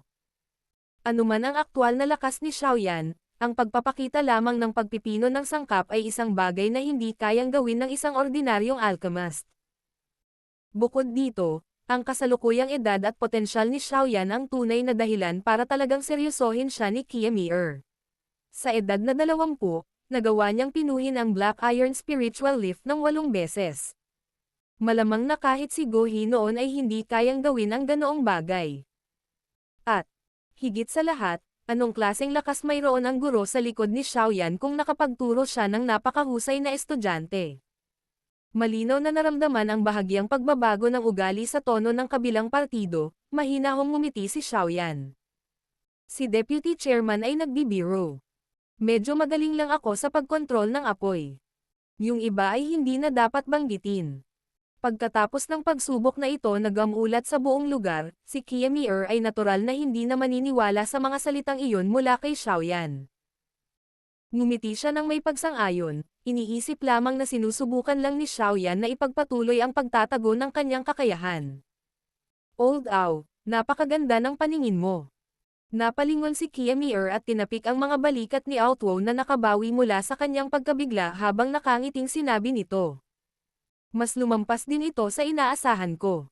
Hindi ko inasahan na sa loob lang ng 1 taon, ang batang ito ay umunlad sa ganoong yugto. Noong siya ay kumukuha ng pagsusulit para sa isang Tier 2 alchemist sa aking asosasyon, napakalayo niya sa kung ano siya ngayon. Ang bilis ng pagpapabuti na ito ay talagang hindi makapagsalita. Bagamat napakasarap ng pakiramdam ni Outwo dahil sa mga matandang nakakainggit na tingin sa paligid niya, mapait pa rin siyang ngumiti at umiling bago bumuntong hininga. Kalimutan mo na ito. Huwag na nating pakialaman ito ngayon. Dapat muna nating ipahayag ang resulta ng pagsusulit. Pinunasan ni Outwo ang kanyang puting balbas. Nakita niya ang kalmadong mukha ni Xiaoyan at hindi na nagpatuloy sa pagkasalikop sa isyong ito. Sa halip, nagpahayag siya ng paalala. Kailangan pa ba nating ipahayag ito? Pinakamaganda ang grado ni Yan Xiao.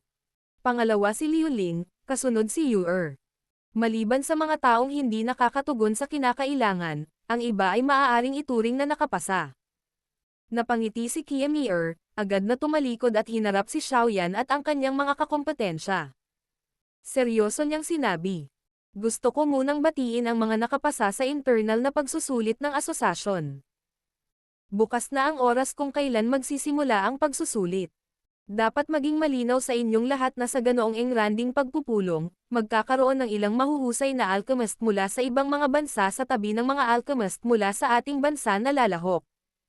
Gayun din, ang kanilang kakayahan ay hindi maaaring maliitin. Lahat kayo ay dapat nasugpuin ang lahat ng bagay. Kung hindi man, lahat kayo ay dapat nasugpuin ang inyong lahat, kung saan ang iba ay dapat nasugpuin ang inyong mga kakayahan. Kukunin ng bansa ang kampyon ng engranding kompetisyon ng ating imperyo. Oo, dahil inilagay sa malaking sombrero na nagbibigay karangalan sa bansa, agad na naramdaman ng ilan sa mga kabataang hindi pa nakikita ang mundo na kumukulo ang kanilang dugo. Isang nasasabik na maayos na tugon ang umalangaw-ngaw sa buong bulwagan. Habang ang dalawang kamay ay tamad na ipinasok sa kanyang manggas, walang pakialam na pinagmamasdan ni Xiaoyan ang ilan sa mga kabataang nakapaligid sa kanya na tumaas ang emosyon. Maliban kay Liu Ling at ilang iba pa, karamihan sa mga alchemist ay may iba't ibang antas ng nasasabik na pamumula sa kanilang mga mukha. Ang sulok ng mga mata ni Xiaoyan ay sumulyap sa medyo madilim na mukha ni Liu Ling. Napaangat ang sulok ng kanyang bibig. Maliwanag. Ang taong ito ay nagdadalamati pa rin sa pagkatalo sa kanya sa pagsubok. Ang daliri ni Xiaoyan ay random na pamitik sa kanyang manggas. Ang madamdaming pananalita na ito ni Kiamier ay walang kaunting epekto kay Xiaoyan. Bagamat ang kanyang kasalukuyang edad ay dapat na ang mga kabataan ay napakawalang halaga, mukhang napakahirap na makahanap ng ganoong bagay kay Xiaoyan. Kung hindi dahil sa may interes siya sa gantimpala para sa pwesto ng kampyon, malamang na hindi lalahok si Xiaoyan sa naturang grand meeting. Sa bastos na pagsasalita, wala sa kanyang pag-aalala kung ito ay isang katunggali mula sa ibang mga bansa o ang imperyong ito ang naging kampyon. Nakatayo sa mataas na platform, si Kiamier ay dahan-daang nalampasan ang mga kakompetensya sa ibaba na ang sigasig ay tumaas. Nang ilipat ang kanyang tingin kay Xiaoyan, saglit siyang natigilan. Agad namang naningkit ang kanyang mga mata. Ang halaga na inilakip niya kay Xiaoyan sa kanyang puso ay naging higit na malaki.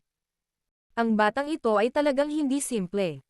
Kung ito ay isang taong mas matanda pa ang nagtataglay ng ganoong kalmadong paraan, hindi mararamdaman ni Kiamier ang anumang bagay na hindi nararapat.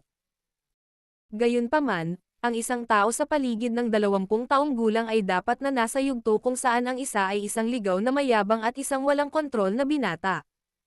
Gayunpaman, si Xiaoyan ay may mental na lakas tulad ng isang matandang lalaki na nakaranas ng makamundong mga gawain sa mahabang panahon. Ito ay hindi makakatulong, ngunit maging sanhi ng mga tao na tretuhin siya ng may malaking atensyon.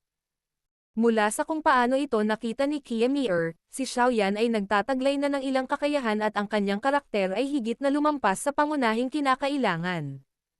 Natugunan na niya ang dalawang pinakamahalagang kondisyon para maging isang malakas na tao. Ang paglaki niya ng mas malakas ay sandali lamang. Sa sandaling bumalik ako, dapat kong hayaan si Outwo na magkwento patungkol sa background ni Yan Xiao. Kung gagawin ang mga bagay ng naaangkop, ang batang ito ay maaaring isa pang Pilking Guhi. Baka, may posibilidad pa siyang lumampas sa kanya. Mahinang ungol ni Kiamier sa kanyang puso. Kung talagang taglay niya ang potensyal na ito, tiyak na hindi natin dapat hayaang mahulog ang gayong talento sa Misty Cloud Sect o sa mga kamay ng iba pang lakas sa pagkakataong ito. Habang iniisip niya ang ganitong paraan sa loob ng kanyang puso, hindi na nagpaliban si Kiamier. Ikinumpas niya ang kanyang kamay at ngumiti habang sinasabi sa lahat. Hahahe. Sige. Tapos na ang pagsusulit. Mangyaring umalis muna kayong lahat. Alalahanin ang oras ng pagsisimula ng grand meeting bukas. Huwag magpahuli dahil sa anuman. Nang marinig ito, lahat ng nasa bulwagan ay humarap sa grupo ng matatandang asosasyon sa mataas na plataporma. Yumoko sila bago nagkalat. Hihihi. Mr. Yan Xiao. Hindi ko inaasahan na may tatago mo ng husto ang iyong mga kakayahan. Talagang hinahangaan ka ni Liu Ling. Tulad ng gusto ni Xiaoyan na sundan ang malaking pulutong ng mga tao upang umalis sa bulwagan, isang tawa ang naging dahilan upang bahagyang magkadikit ang kanyang kilay at ihinto ang kanyang mga yapak. Itinagilid niya ang kanyang ulo upang makita ang nakangiting Liu Ling na iyon at mahinang sinabi. Swerte lang ako. Walang pagtatago ng mga kasanayan. Napaka-low profile pa rin ni Mr. Yan Xiao. Hihihi. Sa tingin ko dapat ay ginamit mo ang Heavenly Flame noong pagsubok, tama ba? Tumawa si Liu Ling. Bagamat nasa harap niya ang katotohanan, hindi pa rin siya lubos na naniniwala na ganap na ginamit ni Xiaoyan ang sarili niyang lakas para makuha ang ganoong resulta. Sa pag-alala sa bagay tungkol sa Heavenly Flame noon, mas gamaan ang loob niya. Mula sa kung paano niya ito nakita, dapat na ginamit ni Xiaoyan ang Heavenly Flame sa pagsubok na ito upang makakuha ng napakahusay na resulta. Kung ganito, dapat ay halos kapareho niya si Xiaoyan kung ginamit niya ang kanyang hidden card. Kapag ang isang tao na palaging tinatawag na henyo sa lahat ng oras ay biglang nakilala ang isang taong may katulad na edad na talagang higit sa kanya, makakahanap siya ng maraming iba't ibang mga dahilan upang maipakita na ang bagong taong ito ay talagang katulad ng iba. Ang lahat ng ito ay upang ipakita na hindi siya mas mahina kaysa sa ibang tao. Sinulyapan ni Xiaoyan ang gwapong binata na natural na biniyayaan ng kagwapuhan. Natural na alam niya ang kahulugang nakapaloob sa mga salita ng kausap. Kaagad, ngumiti siya sa medyo nanunuyang paraan habang mahinang sinabi. Mr. Liu Ling, tretuhin mo lang kung ano ang sasabihin mo bilang tama. Wala akong anumang opinyon. Si Xiaoyan ay walang anumang intensyon na makipagtalo kay Liu Ling. Ito ay dahil naisip niya na ito ay lubhang kalokohan. Dahil ang kabilang partido ay handang maniwala sa kanyang sariling ligaw na imahinasyon, hahayaan na lamang niya ito. Ang huling katotohanan ay magbibigay sa kanya ng ilang marahas na mahigpit na sampal. Ang pagsasabi ng kahit ano sa kanya ngayon ay magdudulot lamang sa kanya ng tingin na si Xiaoyan ay kumikilos. Dahil ganoon nga, ano pa ang masasabi ni Xiaoyan? Pagkatapos sabihin ang pangungusap, ang sulok ng bibig ni Xiaoyan ay naglalaman ng isang mapanoksong ngiti habang siya ay direktang lumabas ng pinto sa ilalim ng presensya ng malamig na tingin ni Liu Ling. Pagkatapos noon, nawala siya sa paningin ni Liu Ling. Sa isang titig na naglalaman ng lamig, tinitigan ni Liu Ling ang nawawalang likod ni Xiaoyan. Itinaas niya ang kanyang mga labi sa isang manipis na linya. Ikinuyong niya ang kanyang kamao, mahina at malamig siyang tumawa. Ano ang dapat ipagmalaki? Ang kompetisyon sa Grand Meeting ay hindi lamang sumusubok kung paano pinuhin ang mga sangkap. Maghintay hanggang sa Grand Meeting. Ipapaalam ko sa iyo na maliban sa Heavenly Flame, lahat ng iba patungkol sa iyo ay karaniwang walang halaga. Battle Through the Heavens. Kabanata 275. Black Horse. Habang naglalakad si Xiaoyan palabas ng test ground, naabutan siya ni Outwo mula sa likod at sabay na naglakad kasama si Xiaoyan. Paminsan-minsan, ikiling ni Outwo ang kanyang ulo at sumulyap sa kalmadong mukha ng binata na nakangiti. Medyo kakaiba ang titig niya. Bakit ka nakatitig sa akin? Matapos maglakad ng medyo malayo, hindi natiis ni Xiaoyan ang titig ni Outwo. Sa wakas, walang magawa siyang umiling at nagtanong. Hihihi. Sinusubukan ko lang malaman kung gaano karaming bagay ang itinatago mo, maliit na bata. Nagagawa mo talagang maging sanhi ng pagkagulat ng lahat. Nakangiting sabi ni Outwo. Nang marinig ito, walang magawa si Xiaoyan na nagkibit balikat. Sa sobrang kapansin-pansin ng pagganap mo sa pagkakataong ito, sa tingin ko ang matandang iyon, si Chimie, ay tiyak na lalapit sa akin para magtanong tungkol sa background mo sa lalong madaling panahon. Bagamat hindi niya alam ang aktwal mong kakayahan, ang kakayahang pinuhin ang Black Iron Spiritual Lift ng 8 beses kapag nasa 20 taong gulang ka pa lang ay isang bagay na mabibilang sa isang kamay mula nang itatag ang asosasyon. Sabi ni Outwo. Alam ko. Habang dahan-daang naglalakad si Xiaoyan, tumango siya. Sa panahon ng pagpino ng Black Iron Spiritual Leaf, napag-isipan din niya ang lahat ng ito. Gayunpaman, malapit nang magsimula ang Grand Meeting. Ang pagbubunyag ng kanyang kakayahan ay isang bagay na kailangang gawin sa madaling panahon. Sa makatuwid, walang pangangailangan na sadyang gumanap ng hindi maganda dito. Bagamat mabuti ang pananatiling mababang profile, kung ito ay samobra, ang pang-aalipusta at mapanuksong mga tingin ay talagang naging sanhi ng pakiramdam ni Xiaoyan na nasabit at walang magawa. Kailangan kong problemayan si Grandmaster Outwo para tulungan akong itago ang anumang bagay na may kaugnayan sa aking pagkakakilanlan. Ibinuka ni Xiaoyan ang kanyang mga labi at mahinang sinabi. Dahil sa ilang mga isyo, kung malantad ang aking pagkakakilanlan, malaki ang posibilidad na hindi ako makakasali sa Grand Meeting na ito. Sa makatuwid, nais kong subukan ni Grandmaster ang iyong makakaya upang tulungan ako.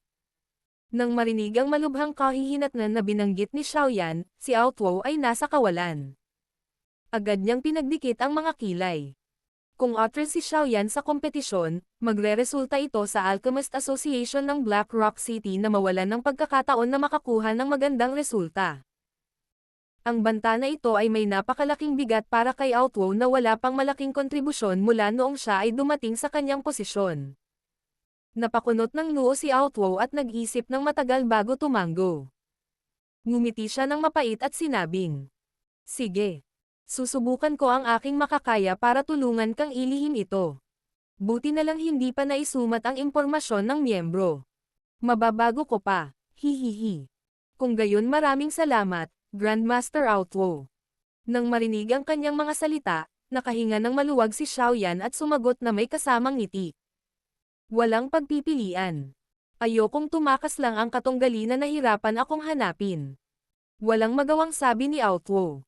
Napangiti si Xiaoyan. Magsasalita pa sana siya nang biglang tumunog sa harap nila ang malinaw na tawa ni Frank. Hoy, Old Ow, paano ito? Natapos na ba ang pagsubok? Paano ang little fellow? Sa kasalukuyan, lumabas na ng koridor sina Xiaoyan at Outwo. Dahil ito ay isang intersection, ang daloy ng tao dito ay medyo makabuluhan. Nang marinig nila ang tawa ni Frank, medyo marami ang mga usyosong tao na agad na binagalan ang kanilang mga yapak at ibinato ang kanilang mga tingin kay Xiaoyan, na naglalakad kasama si Outwo. Dahil ang pagsubok noon ay panloob, hindi alam ng mga alchemist na ito ang eksaktong resulta ng kompetisyon.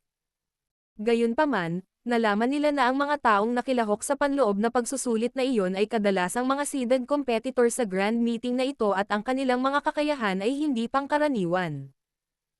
Nang marinig ang tawa, itinaas ni Xiaoyan ang kanyang ulo at tinitigan si Frank na nakangiting naglalakad. Nakasunod sa tabi niya ang mukhang nagyayelong si Zumei, na nakasuot ng kulay silver na damit at Lingfei. Sa sandaling ito, ang kanilang mga titig ay medyo nakikiusyoso dahil sila rin ay binaril sila patungo kay Xiaoyan. Maliwanag, labis silang na-curious kung anong uri ng resulta ang nakuha ni Xiaoyan sa isang pagsubok sa antas na ito. Ayos lang, halos hindi na ako nakapasa. Nang makita ang tatlong tao na dumating sa harapan niya, ngumiti si Xiaoyan at sinabi. Nang marinig ito, nilibot ni Outwo sa gilid ang kanyang mga mata. Kung ang ganitong uri ng resulta ay itinuturing na possible lang, hindi ba mabibigo ang iba pang mga tao? Hahaha. Pasado ka. Buti na lang. Sa una medyo nag-aalala pa rin ako. Kung tutusin, hindi naman mga ordinaryong tao ang mga kasama sa internal test. Sabi ni Frank sabay ngiti. Hoy, ikaw. Sa pagkakataong ito, ikaw ang kumakatawan sa ating Black Rock City. Bagamat hindi ko inaasahan na malalampasan mo ang mga henyo sa paligid ng antas ni Liu Ling, kailangan mo man lang na makapasok sa top 10 para sa ganitong uri ng internal na pagsubok upang makakuha ka ng posibilidad na makakuha ng magandang resulta sa grand meeting. Hindi sapat ang basta-basta possible lang. Bulong ni Lingfei. Maliwanag, naisip niya na ang possible na binanggit ni Xiaoyan ay ang uri na halos hindi nakakamit ang grade na kailangan para makapasa. Si Liu Ling ay maaaring isang henyo, ngunit siya ay pagkatapos ng lahat ng disipulo ng Pilking Guhi. Bukod dito, siya ay mas matanda ng kaunti kay Xiao. Yan Xiao. Ang pagkakaroon ng ganoong resulta ay medyo maganda na. Kahit papaano, wala man lang tayong kwalifikasyon para makakuha ng ganitong uri ng resulta. Lumilitaw na dahil tumulong si Xiaoyan na magsabi ng ilang magagandang salita sa ngalan niya tungkol sa Peach Blossom Flame sa huling pagkakataon, sumulyap si Zumei kay Lingfei at mahinang sinabi. Alam kong sinasamba mo ang bayani na si Liu Ling, ngunit si Yan Xiao ay kakampi natin. Kung matatalo siya, masisira ang reputasyon ng ating Black Rock City. Nasabi ko lang ito dahil siya ang kinatawan mula sa ating Black Rock City. At hindi gaanong sinabi tungkol sa kanya. Ano ang kinalaman nito kay Liu Ling? Galit na sabi ni Lingfei. Oh, sige. Manahimik na kayong dalawa. Nang makita ang pares ng mga kaaway na ito, walang magawa si Outwo na umiling. Hinarap niya si Frank at nakangiting sinabi. Kapag narinig mo ang nangyari, malamang na mabigla ka hanggang sa malaglag ang iyong mga panga. Oh, anong nangyari? Natigilan si Frank habang hindi siguradong nagtanong. Tahimik na ngumiti si Outwo. Babuka na sana niya ang kanyang bibig nang may magkagulo sa koridor sa likuran niya. Lumingon sila para tingnan. Lumilitaw na ang kaguluhan ay sanhi ng mga katunggali na kalahok sa pagsusulit na sunod-sunod na lumabas. Ang dalawang tao sa harapan ay nagkataon na ang munting prinsesa at ang medyo madilim ay nakaharap kay Liu Ling. Si Liu Ling ba iyon? Ang disipulo ng Pilking Grandmaster Guhi. Talagang pambihira ang presensya niya. Siya ay isang Tier 3 alchemist sa murang edad. Nagdudulot talaga siya ng mga tao. Sa tingin ko ang may pinakamagandang resulta para sa pagsusulit ay walang alinlangan na siya. Mayroon siyang napakahusay na guro. Walang kwenta na mainggit dito. Pagtingin sa grupo ng mga taong lumabas sa koridor, ang mga tao sa paligid ay agad na nagsimula sa kanilang pribadong pag-uusap. Itinagilid ni Xiaoyan ang kanyang ulo at tiningnan si Liu Ling, na naglalakad. Napangiti siya. Habang naglalakad palabas ng koridor na may malungkot na mukha, nakita ni Liu Ling ang pamilyar na likod sa isang sulyap. Bahagyang umawang ang sulok ng kanyang bibig. Pagkatapos ay huminga siya ng malalim na hangin. Biglang nawala ang emosyon sa mukha niya. Ang ipinalit nito ay ang ngiting pambabae. Maligayang bati ni Mr. Yan Xiao. Lumakad pasulong si Liu Ling. Yumuko muna siya at binati sina Outwo at Frank bago ibinaling ang ulo para kausapin si Xiaoyan, na may ngiti sa kanyang mukha. Umiling si Xiaoyan. Maswerte lang ako. May gagawin pa ako at hindi na ako komportable na makipag-usap pa, Mr. Yan Xiao, magkita tayo sa grand meeting bukas. Malinaw na wala sa mood si Liu Ling na makipag-chat ngayon. Pagkatapos niyang batiin ang mga ito, itinaas niya ang kanyang mga paa at mabilis na gumalaw lampas sa grupo ni Xiaoyan. Pagkatapos nito, dumaan siya sa karamihan at nawala sa paningin ng lahat. Mr. Yan Xiao. Matapos sundan si Liu Ling at gumawa ng ilang hakbang pasulong, biglang tumigil ang Little Princess. Saglit siyang nag-alinlangan bago tumalikod at nakangiting sinabi kay Xiaoyan. May pagtitipon ngayong gabi kung saan maraming alchemist ang dadalo, ikaw. Hihihi. Pasensya na, may gagawin pa ako ngayong gabi at natatakot akong wala akong oras.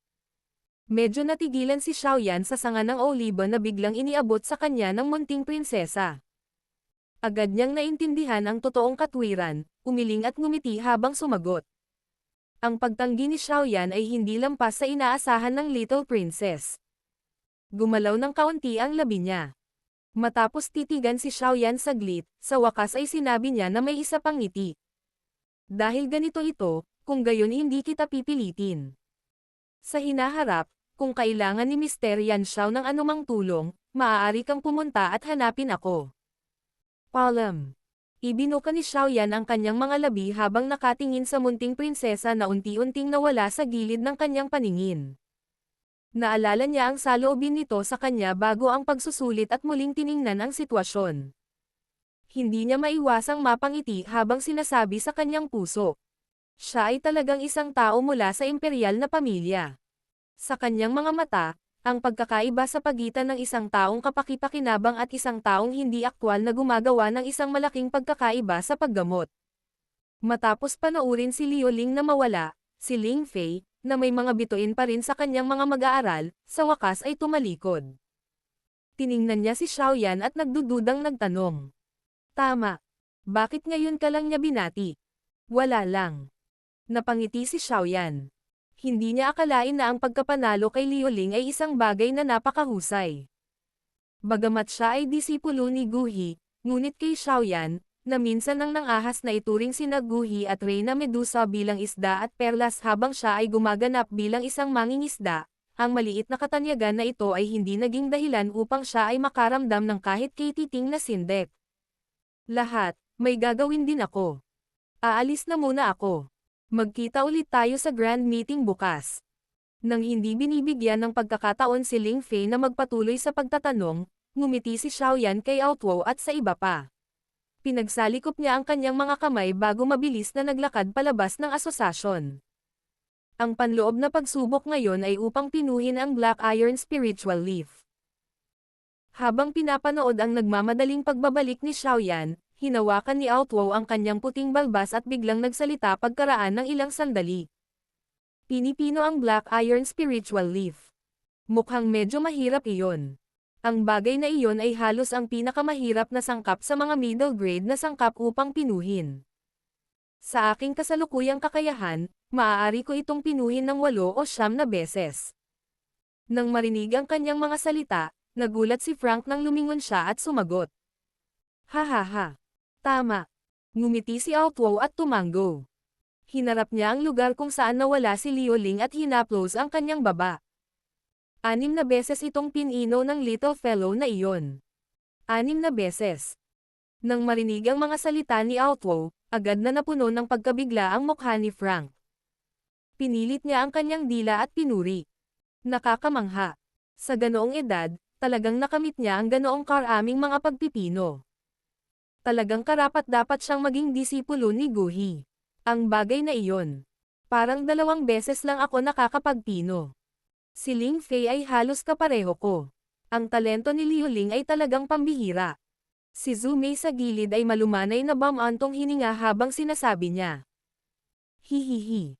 Natural lang yan. Ang pinakatanyag na tao sa mga nakababatang henerasyong alchemist ng Jiama Empire ay walang alinlangan na walang iba kundi siya lamang.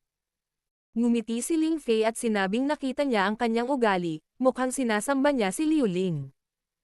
Hihihi. Maaaring hindi iyon totoo. Ngumiti si Outwo at umiling. Nang makita ang galit na mga mata ni Ling Fei na nakatitig sa kanya, nakangiti niyang sinabi. Bagaman napakahusay ni Liu Ling, hindi mas masahol pa si Yan Xiao kumpara sa kanya. Sa pagsusulit kanina, 6 na beses nagpino si Liu Ling habang 8 beses itong ginawa ni Yan Xiao. Ang mga salitang ito ni Outwo ay walang alinlangan na parang isang kulog, na naging dahilan upang agad na tumigas ang ekspresyon ni Frank. 8 beses. Iyon ay isang lawak na nangangailangan ng isang Tier 4 alchemist upang makamit. Ngunit si Xiao Yan, bilang isang Tier 2 alchemist, ay talagang nakamit ito. Paano ito naging posible? Guro, ikaw. Nagbibiro ka ba? Nakabawi si Ling Fei mula sa kanyang pagkabigla habang awkward niyang sinabi. Nahirapan siyang maniwala na si Xiao Yan ay talagang mas malakas kaysa kay Liu Ling. Sa isang tabi, pinalawak din ni Zhu Mei ang kanyang mapupulang labi. Ang kanyang malamig na ekspresyon ay sa sandaling ito, medyo nabigla. Bagamat hindi niya kailanman minamaliit si Xiao Yan, hindi niya akalain na makakamit niya ang ganoong kapansin-pansing resulta. Old Au, totoo ba ang sinabi mo? Mataman na tinitigan ni Fulan Ke si Outwo. Baka sa mukha niya ang walang pidgel na saya. Kung mas mahusay ang pagganap ni Xiao Yan, mas malaki ang benepisyo sa sangay ng Black Rock City.